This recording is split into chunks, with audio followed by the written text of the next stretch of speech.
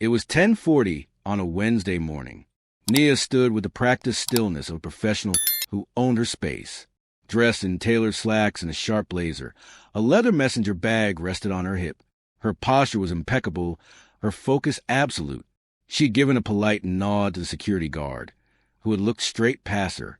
Now, standing against a far wall, she scrolled through a file on her phone, murmuring quietly into a hidden earpiece.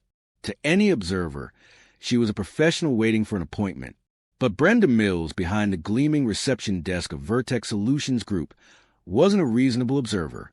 "Look at her," Brenda whispered to her co-worker, her voice laced with venom. "Just standing there like she owns the place. What's her game?" The other receptionist offered a lazy shrug and returned to her screen. Brenda's suspicion curdled into certainty. The dark blazer, the quiet talking, the way she stood apart. It all felt wrong. It felt threatening. She never once considered asking, "Can I help you?" Instead, her fingers tightened on the phone receiver. "Security," she announced, her voice sharp and loud. "There's a woman in the lobby. She's acting very suspicious. She looks completely out of place, and I think you need to send someone to check her out." That was all it took. A single poison phone call. Upstairs, Nia's high-level contact was running 5 minutes behind. Down below, a storm was brewing, and Nia was at its center.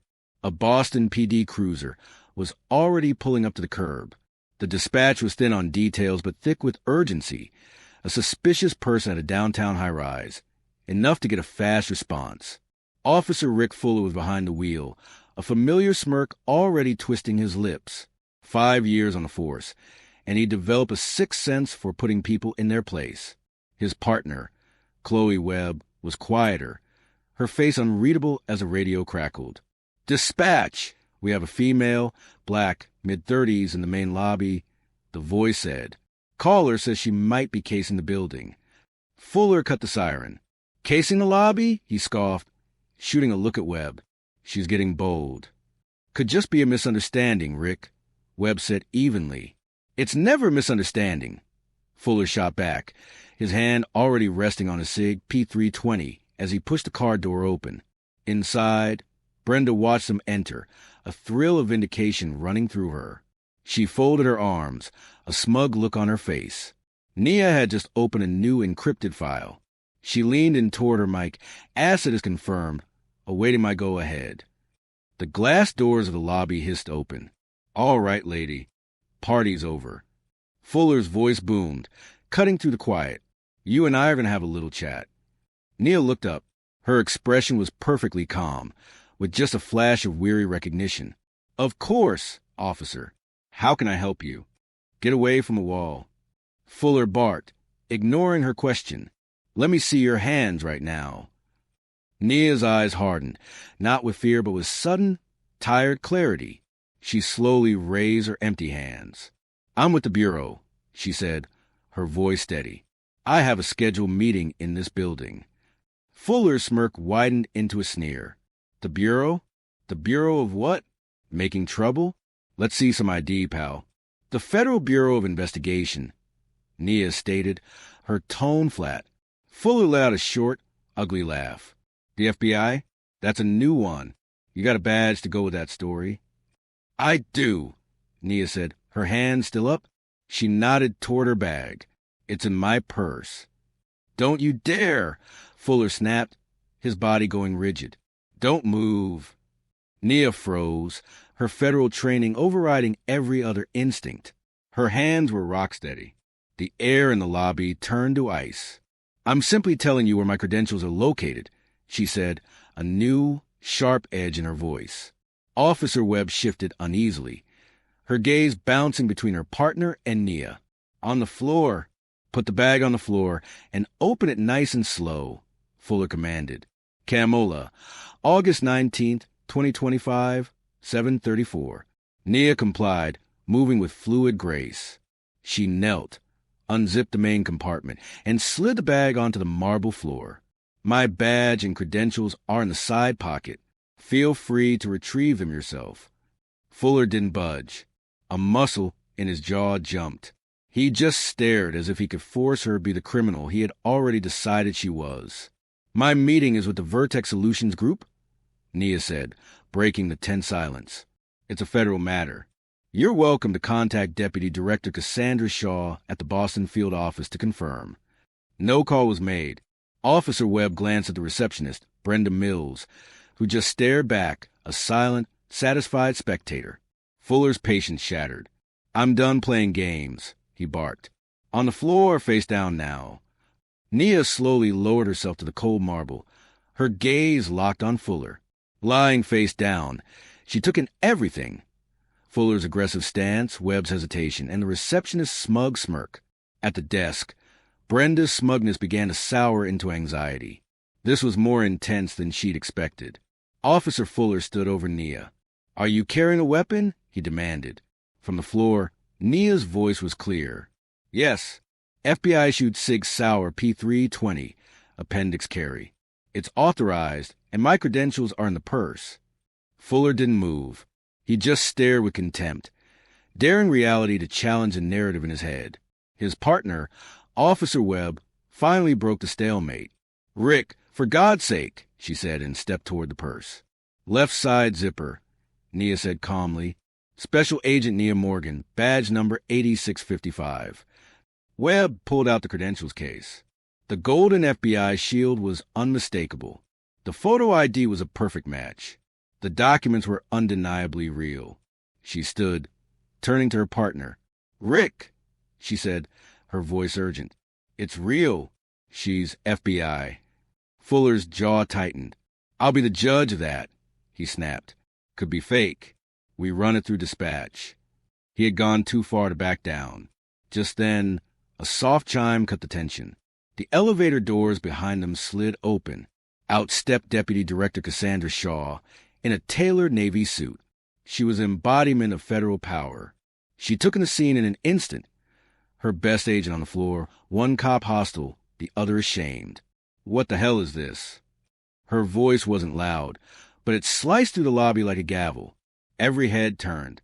Nia didn't move. "Morning, Cassandra." Shaw strode toward them, her heels clicking like gunshots on the marble. "Explain to me," she said, her voice a lethal calm, "why my senior agent is on the floor?"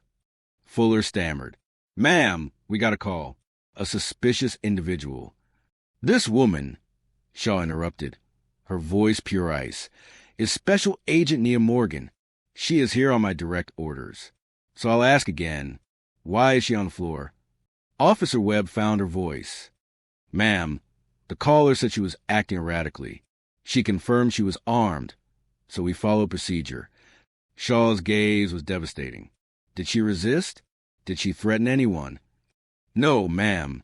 "So you saw a black woman with an earpiece, and your procedure was to throw her on the ground?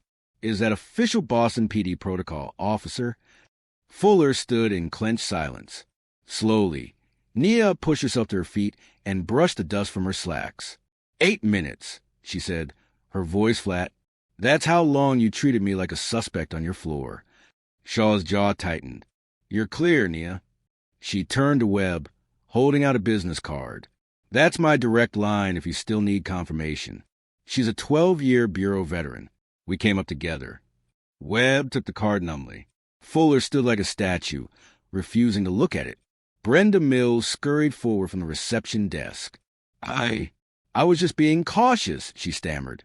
"Camola, August 19th, 2025, 7:34. Nia turned her head, her tired gaze pinning the woman. "I was standing 2 feet from the building directory," she said. "You could have just asked me who I was here to see." Brenda flinched, speechless, but Shaw wasn't finished. Her focus snapped back to Fuller. "Before I came down, Agent Morgan was reviewing applications for new FBI Joint Terrorism Task Force." She tilted her head, and I believe I saw the name Officer Rick Fuller in that pile. A lean silence fell. Fuller stared, the blood draining from his face. "What?" Shaw's expression was merciless. "You submitted an impressive application. Commendations, arrest record." Nia crossed her arms. "I'd flagged it for an interview," she said, her voice cold as marble. "I thought your file showed good instincts. Fuller swallowed hard, speechless. You were on the short list for an interview with the FBI, Shaw said, driving the point home. And you chose this? The weight of it all crushed him. Officer Webb stepped back, her eyes wide. Brenda Mills, seeing the ruin she'd caused, retreated behind her counter. This, Nia said quietly, is what prejudice looks like. A phone call. A question not asked. A hand on a gun for 8 minutes because you see a threat instead of a person. I didn't know, Fuller rasped. That's the point, officer. Shaw shot back. You didn't want to know. You saw what you expected to see. Nia looked at Webb. You saw my credentials. You knew. Webb nodded, her face burning with shame. I did, and... She looked down. I didn't overrule him. I should have. We don't choose our tests, officer, Nia said. We only choose how we respond. Just then, the elevator chimed again. A man in a sharp suit, the executive from Vertex Solutions Group, stepped out, freezing as he took in the scene. Deputy Director Shaw glanced at Nia. Ready for our briefing? Nia picked up her purse. Let's go. But as they moved toward the elevator, she stopped and looked back at Rick Fuller one last time. The officer seemed to shrink inside his uniform, a man drowning on dry land. I want you to remember this, Nia said, her voice quiet but unforgettable. The only difference between you and me in this lobby today is that I never forgot who I am, and you had no idea who you were. With that, she and Shaw stepped into the elevator. The doors began to slide shut. Just before they sealed, Nia's voice, soft and final, slipped through the gap. 8 minutes, she murmured. The time it takes to burn a career to the ground. The doors closed, leaving Fuller and Webb standing in the wreckage. 3 hours later, Rick Fuller sat in a small, windowless office at the Central Division Precinct. The air was stale. Across the metal desk sat his captain, a grim-faced man named Morrison, and a detective from Internal Affairs. Deputy Director Cassandra Shaw sat in a chair against the wall, a silent, imposing observer. On the desk between them was a single file. Morrison pushed it forward. Officer Webb has given a full and complete statement about the incident at the Monarch Tower, the captain said, his voice heavy with disappointment. Her statement, backed by the building security footage and a report from Agent Morgan, paints a very clear picture. The IAD detective took over, his voice flat. The picture is of an officer initiating a hostile confrontation without cause, ignoring verified federal credentials, and illegally detaining a federal agent. That's before we address you filing a false report by omitting these key facts. Fuller stared at his hands. I was following procedure. No, Shaw spoke for the first time, her voice cutting him off like a razor. You were on a power trip and it's over. Camola, August 19th, 2025, 7:34. Captain Morrison sighed. The U.S. Attorney's Office is prepared to file federal charges. Deprivation of rights under color of law. That carries a significant prison sentence, Fuller. He paused.